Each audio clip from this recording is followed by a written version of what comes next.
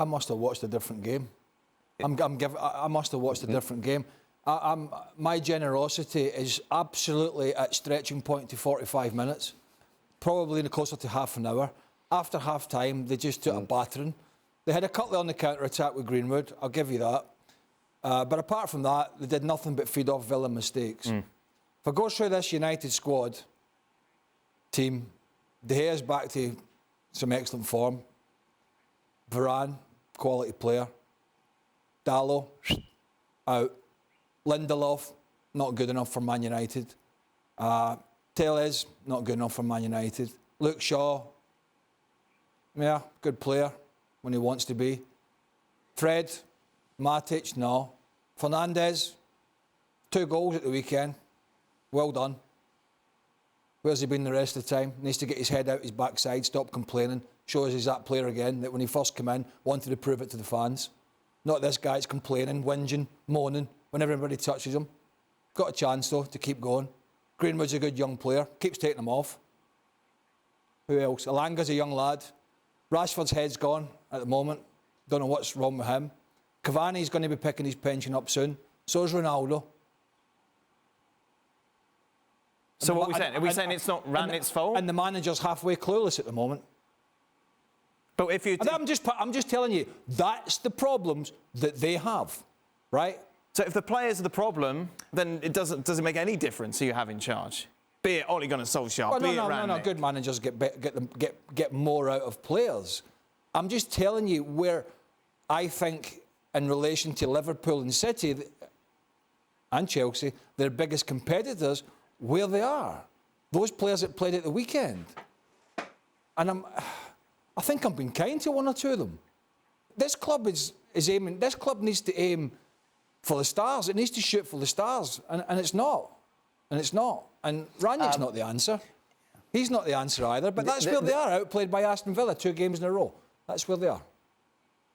Frank?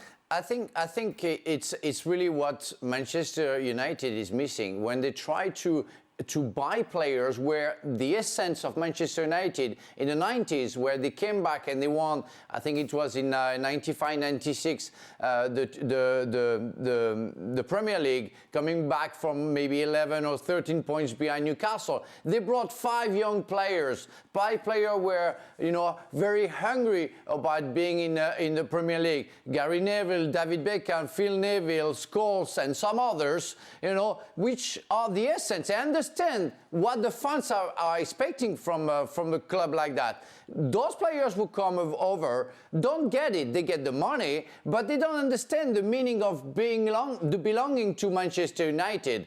And that's what the board is missing for more than a decade. What Sir Alex Ferguson created is a mentality. And they don't have that mentality anymore.